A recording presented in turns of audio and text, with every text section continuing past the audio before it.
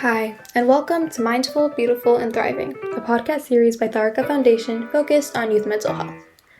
Before we begin today's episode, I just wanted to let you all know that all content that is found in our podcast is created for informational purposes only. This content is not intended to be a substitute for professional medical advice, diagnosis, treatment, or therapy.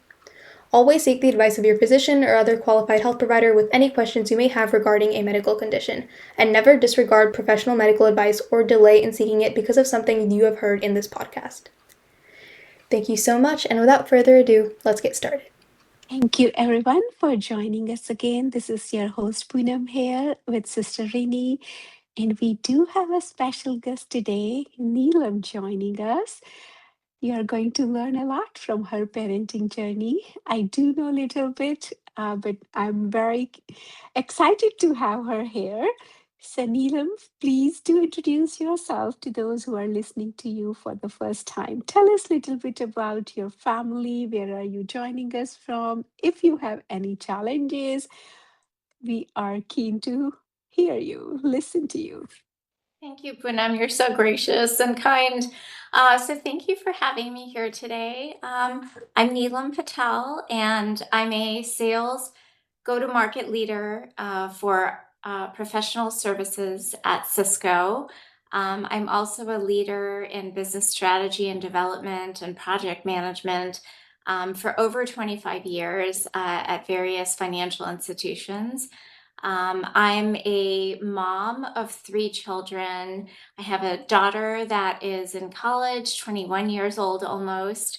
I have 13-year-old boy-girl twins in seventh grade, and so I just recently entered this new phase of parenthood where I don't have young kids anymore. It was very much of a change.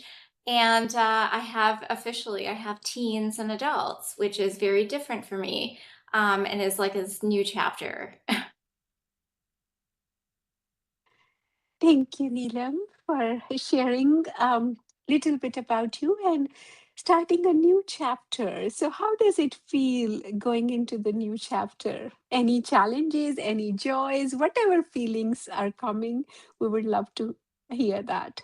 Yeah, sure. So I think, for me, when my twins turned 13, I was very emotional. I think any parent would be emotional, but for me, it was especially emotional because I feel I have had such a journey of parenthood um, as a single parent. And I don't think I ever imagined that when I had my kids, that would be the case. And so, it was just very, I think there was a sense of gratitude in the sense that I'm really thankful that we got to this point and my kids are growing up and thriving and doing well. And also just that, wow, they're 13 and they were 4 when I lost my husband. So they were really young.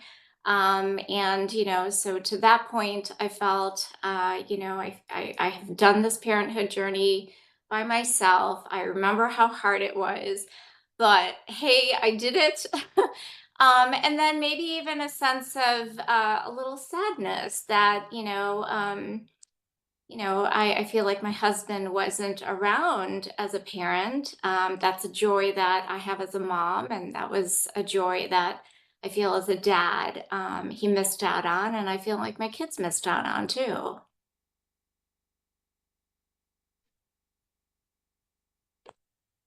Neelam, I know how it feels, and thank you so much for opening your heart and sharing those mixed feelings, that sadness and the joy at the same time.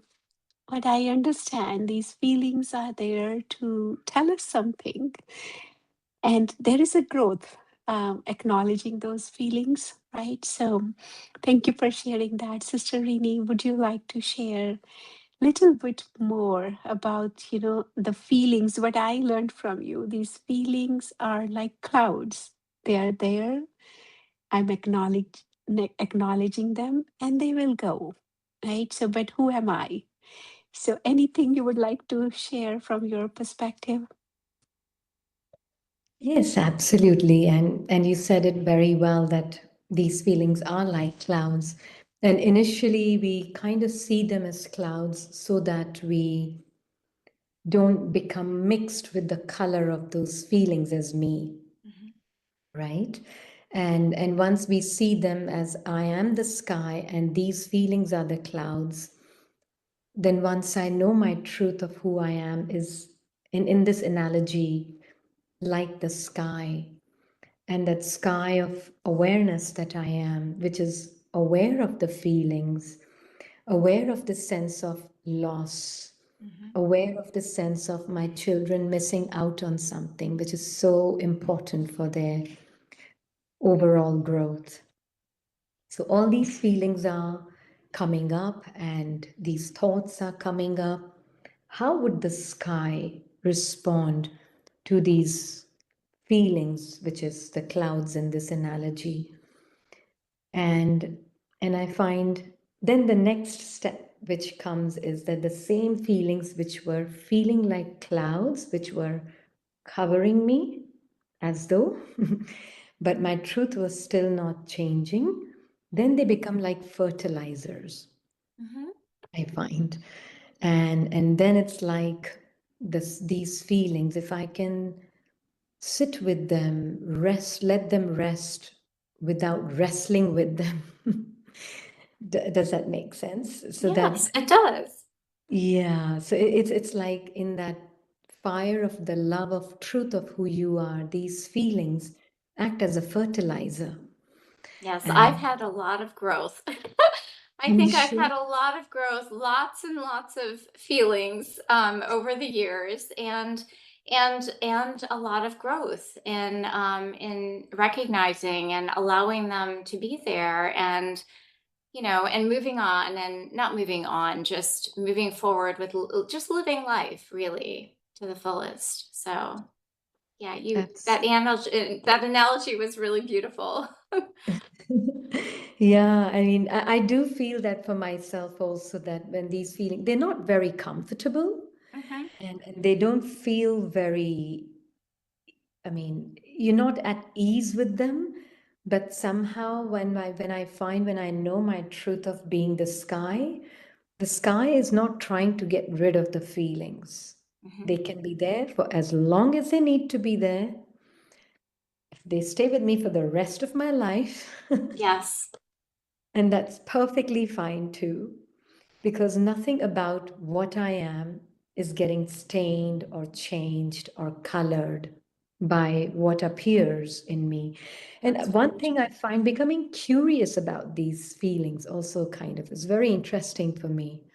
I don't know what it was for both of you, but it's like just becoming curious. Okay, what are these feelings? What are they made up of? What is their basic ingredient? What is the story that they're telling? Are they talking about me? Or are they just randomly creating a story and a storyline?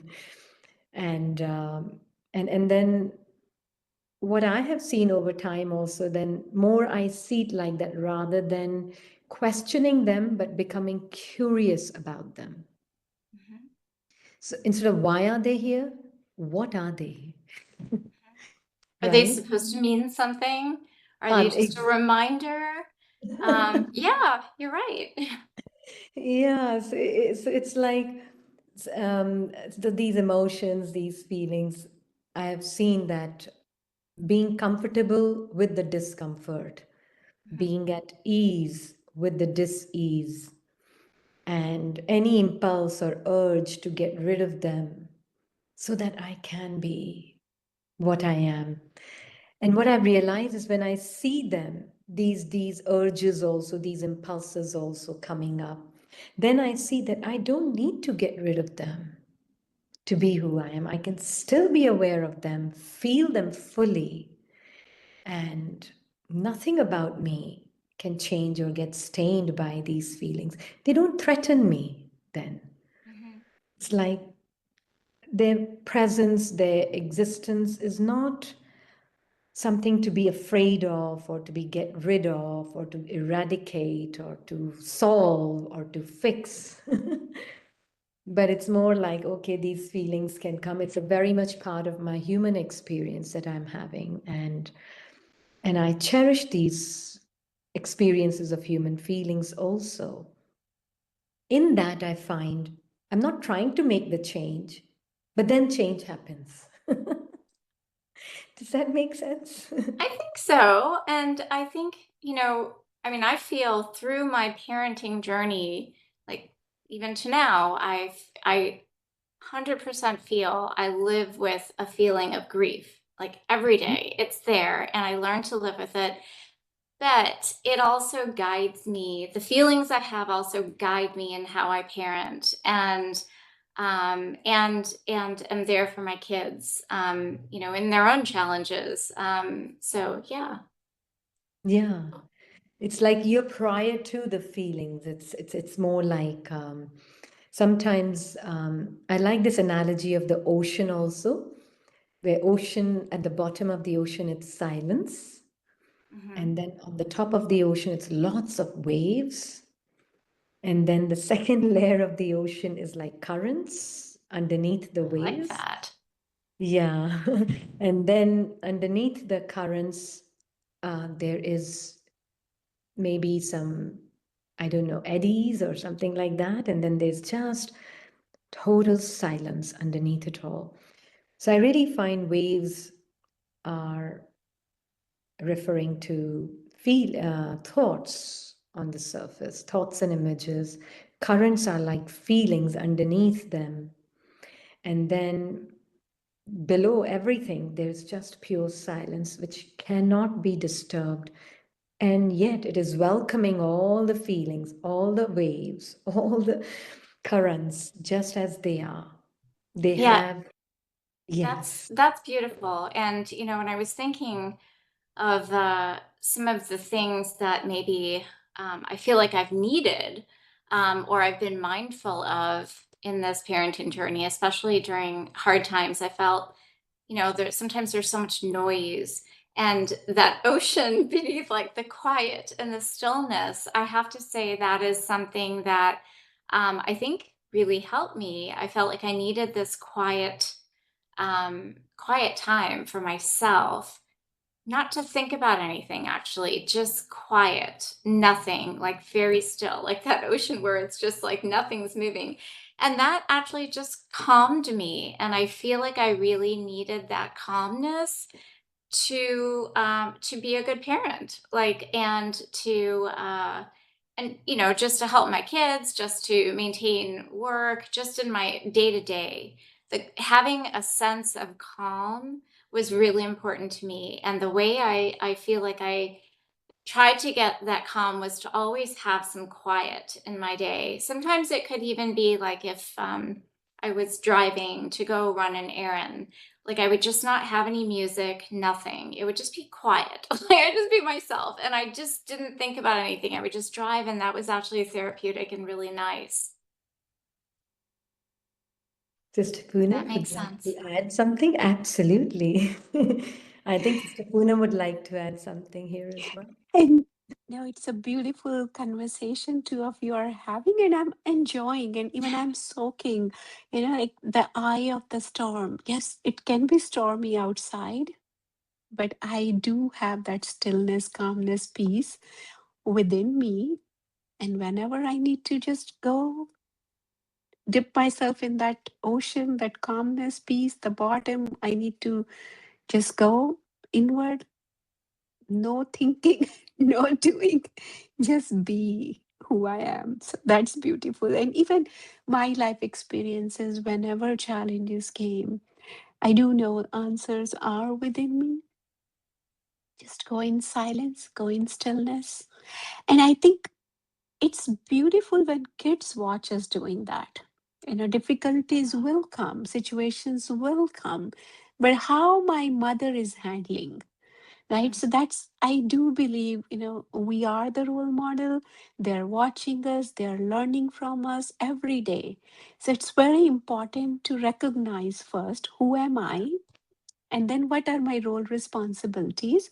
Role responsibilities I need to do anyway, right? Mm-hmm. But with from where, right? Like, am I doing from my own truth, that peace, calmness, or am I just, like going with the chaos? Like, and it Yes. is okay, as we are saying, like, sometimes we may get carried away. There is no problem.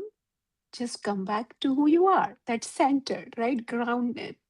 So that's like, I really enjoy this conversation.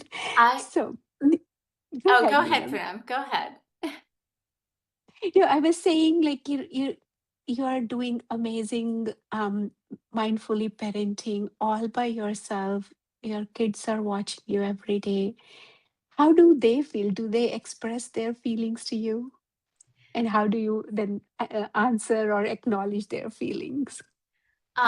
Yeah, so I think because it's just me, it has really been a priority to make sure I'm always there for them. So, I mean, I think I have had three, like in my day to day, I kind of have my three things. So, one is like we talked about the mindfulness just for self and living your truth. So, one is just for my own self care and my living my truth. I feel like that is the foundation of everything I do, and I can't be my best self for someone else, for my kids, if like I'm not taken care of, right? So I do that. And then the next part is really just to be there for them, like to make sure they and I think I really felt a sense of responsibility because they just have me. Like, a lot of times you have your mom somebody might say, might be like the softie, somebody might be like the hard discipline, and you have choices. But my kids don't have a choice, right? They just have me. I'm I'm on the nurturing side. So I could be a softie, but I really made sure to listen, to, help just to make sure they felt heard, um, and then just to to love them, make sure they knew they were loved, remind them of positive everything in a positive way, and then also let them feel. So just being there if they're feeling sad and encouraging and and I think in my own personal experience, I had lost my dad as well. I think that was something that they could understand. So it gave me a sense of understanding of how they may feel. So I think that helped me bond with my kids a little more on that, because that when that something like that happens, it's hard for someone to say, you don't really know what I feel. And so I think that gave me a little more understanding. But to your point, Poonam, I really made sure that I wanted to be there for them. And I think the one thing that I felt I had to do was really be calm, and slow down. Like there were times where I felt I was very rush, and it's very easily to get caught up in the rush of life. And so I felt I had to just kind of step back and slow down. And that's the only way was going to be okay, is if I slowed down. And I really had to remind myself to do that, because I was in a habit of being rush. I had small kids working, doing those activities, and I just said, I can't do this all by myself. Like I have to slow down, and I have to say no to things. I have to lean on help. And I just have to do what I can. That's it. Yeah, that's wonderful. I also have the same motto: slow down to go fast, right? That rush, that's not a good feeling, to be honest. Like, I felt, before mindfulness journey, I was everywhere, but I was nowhere. But now with mindfulness, I feel I am here and I want to be here. I do not want to be multiple places at once. I think Right. that calmness, that peace we are talking about, it really makes a difference, not only in our work life, but even at home.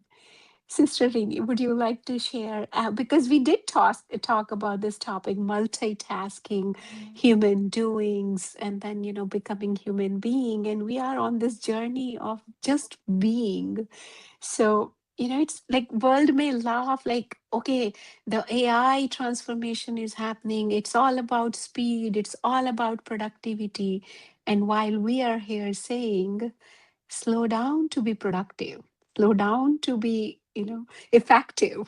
So any thoughts on that? Why this paradox? And I'm not saying one way is right or the other way is right, but I feel I because I was in that rush and now I am in the other side, and I do know what makes me productive or what makes me centered, grounded, peace. I can say from my experience. My sister Rini, would you like to share something? Yes, if I understood your question correctly, let me just check. It's like living life in a rushed manner rather than living from the place of peace and slowing down. Is that what was the question? Okay. And I think Poonam mentioned one thing, if I remember it correctly, that when she's driving, she doesn't listen to anything. Mhm. Is that right? Sorry, Neelam mentioned it. I said that. Yeah. Yeah. Yeah. I like Yeah. the quiet. Yeah, you like the quiet, and although, I mean, there are times when we may need to do our work fast, but I have seen in my experience there can only be one thing done at a time, anyways. Even if I may be thinking about 10 other things whilst I'm doing that one thing, but that slows down my productivity. But if I'm doing one thing at a time, totally engaged with that one thing, what I find is I'm left with more time Mhm. than I thought I would be. Yeah. Yeah. Because you're basically able to focus, and it's almost like you're not rushing. You're just more efficient because you're completely focused. And Yes. and I think that can, I don't know, I feel that can be applied to just about Everything. anything. Yeah. Everything. I mean, just like if I'm washing dishes and I'm thinking about, oh my God, I've got to go do laundry afterwards, and then I have to go for groceries, and then I have to do my office work, then I have to do my presentation. So all that doing of the next few hours planning is going on whilst I'm doing something which I'm not at all focused on. So it's going to take me longer to finish the same task. But if I stick with that one thing at a time, and then next thing, then the next thing. And what I have found is if I'm living and straining at the edges of the now, always wanting to be in the next moment, always wanting to, not satisfied with what I am doing here or what I'm being here, however I'm feeling here, even if there's a feeling of being rushed, and that's okay. I can be aware of this deep habit pattern of feeling rushed and wanting to be in the next moment because this is not good enough here right now. Right? And if I can catch myself feeling that urge, and I can feel it even in the body at times, and instead of fighting with that urge or surrendering to that urge or becoming that urge, just seeing that urge coming and then continue to do what needs to be done. I have found sometimes I may be doing things very quickly, Mhm. and yet I'm not rushed. Mhm. So, so for me, it's like learning to observe the chatter of the mind without resistance and then feeling the subsequent feelings associated with the chatter of the mind without resistance or clinging. Then from that place, even resistance is observed resistancelessly, and then doing continues to happen. But the sense of, deep sense of, I am doing it, somehow that sense of doership also loosens up quite a bit, I find. So, but I've yet to find a day when I'm really doing things from that space of who I am. And one more thing I think you said, I remember it, and it was very beautiful. You said that the silence of the ocean, there's no movement. Mhm. Something like that you had said, Mhm. Neelam. Yeah. You feel there is no movement, there is complete silence, which is true. Waves can make whatever noise they want to make, and however the movement may be very chaotic and very noisy. At the level of the currents, maybe a little less, but the ocean, the silence of the ocean never moves. So to me, the work feels like the waves, and sorry, the thoughts feels like the waves, the movement feels like the currents, and the silence is me, which is I not like me. that. I like that. Yeah, so I feel like I'm not moving, although it feels like action seems to be happening, and the thoughts are creating a story of being rushed and being in the next moment and concept of time. All of that is being created in the story of the mind, but I can still be silent whilst I'm observing the movement of the so-called currents, which is the hands and feet or whatever it may be, or sensations, and then the thoughts, which are creating a lot of noise. But I can still be silent behind all of that whilst doing my work. So I find that silence then pervades whatever you do. And the reason I brought this up, Sister Rainey and Neelam, because, our kids, we do know the digital age, they lack little focus, right? So, and they look at parents, and I can speak for myself, like, if I am rushing, I am doing multitasking or not fully present, they're watching me. And tomorrow, if I'm telling them, hey, be focused on your work, homework, right?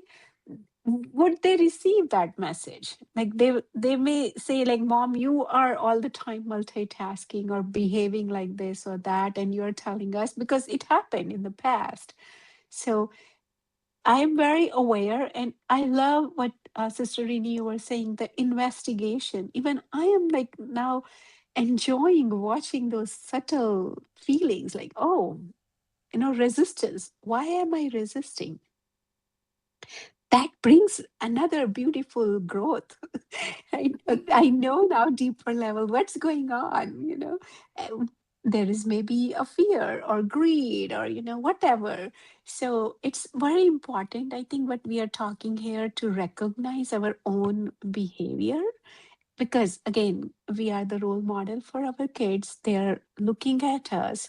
If we want to, like I say, walk the talk, or leaders at work also, right? Our team members are watching us. So same way, kids are watching us. If we are doing something, saying something, it's not going to be effective.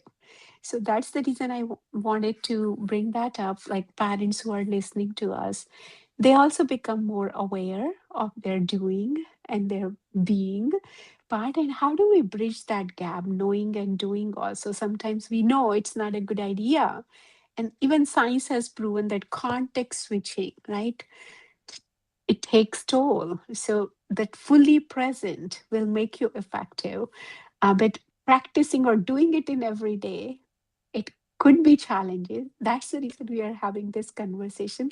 How do we make it easy? One step at a time. So, anything else, Neelam, you would like to share from your parenting journey? So one thing I would like to share is, and this is, I remember this specifically, that I felt like I had to do when my kids were younger. So, my daughter was around 12, 13. She was at a very time, like a teen time, where she really needed a lot of attention. She was diagnosed with OCD. She really needed a lot of my help. At the same time, my twins were around 4 or 5 years old, and so they're still at a very needy time. So I would often find all three of them like talking to me at the same time. And I found that very overwhelming sometimes. And I really had to teach them. Like, so one, I felt like that did not get me calm. That like was completely the opposite. And I didn't want to lose my cool.